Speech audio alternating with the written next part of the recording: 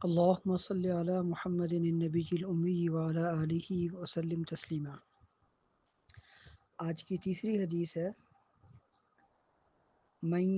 یحرم الرفق یحرم الخیر کلہ۔ نبی علیہ السلام کا ارشاد ہے، جو شخص نرمی سے محروم رکھا گیا وہ بھلائی سے محروم رکھا گیا۔ اچھا، بعض روایات میں یہ کلہ کا لفظ نہیں ہے اور بعض روایات میں یہ کلہ کا لفظ ہے، ٹھیک ہے۔ تو جب کلہ کا لفظ ہے جس روایت میں، تو اس اعتبار سے حدیث کا مطلب یہ ہوگا جو شخص نرمی اور مہربانی سے محروم ہوا تو گویا کہ وہ تمام ہی بھلائیوں سے محروم ہو گیا۔ اس حدیث میں مدعا یہ ہے کہ آدمی نرمی اور مہربانی اختیار کرے اور ایک دوسرے کے ساتھ ہمدردی کرے، کیونکہ انسان کی ضروریات کو پورا کرنے والی ذات اللہ کی ہے اور اللہ پاک کو نرمی پسند ہے۔ تو جب جو شخص نرمی اختیار کرتا ہے اور اسی کے ساتھ اللہ پاک سے سوال کرتا ہے تو ایسے شخص کو اللہ پاک زیادہ عطا فرماتے ہیں اس شخص کے مقابلے میں جو اپنے مقاصد کے حصول کے لیے سختی کا معاملہ کرتا ہو۔ دوسری چیز اس میں یہ سمجھ لیں، جس آدمی میں نرمی ہوگی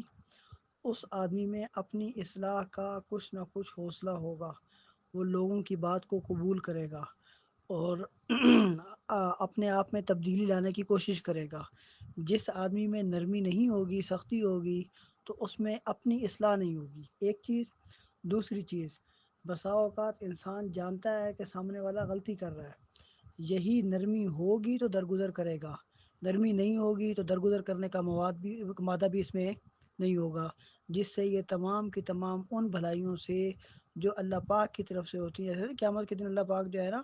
ایک شخص کو کہیں گے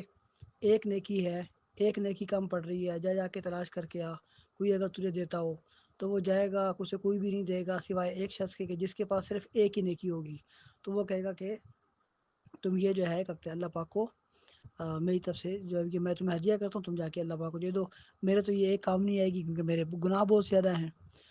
تو کہتے ہیں جب یہ شخص نیکی لے کے اللہ پاک کے پاس پہنچے گا تو اللہ پاک سے پوچھیں گے کس نے دی ہے، میں فرمائیں گے مجھ سے بڑا رحیم کوئی بھی نہیں ہے، مجھ سے بڑا مہربان کوئی بھی نہیں ہے۔ اگر اس نے تم پہ یہ مہربانی کی ہے تو پھر میری مہربانی یہ ہے کہ تم اکیلے جنت میں نہیں جاؤ گے، اسے بھی ساتھ لے کے جاؤ گے۔ تو اللہ پاک جو ہے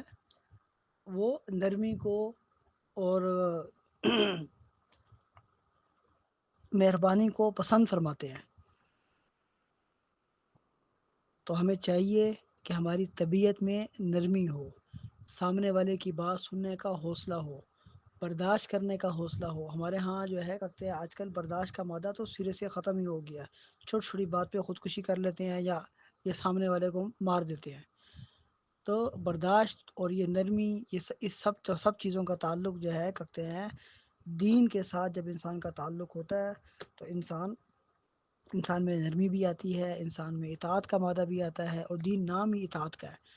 اور اطاعت تب پیدا ہوتی ہے جب انسان کے دل نرم ہو جائے۔ تو اللہ پاک سے دعا مانگنی چاہیے کہ اللہ پاک ہمارے دل کو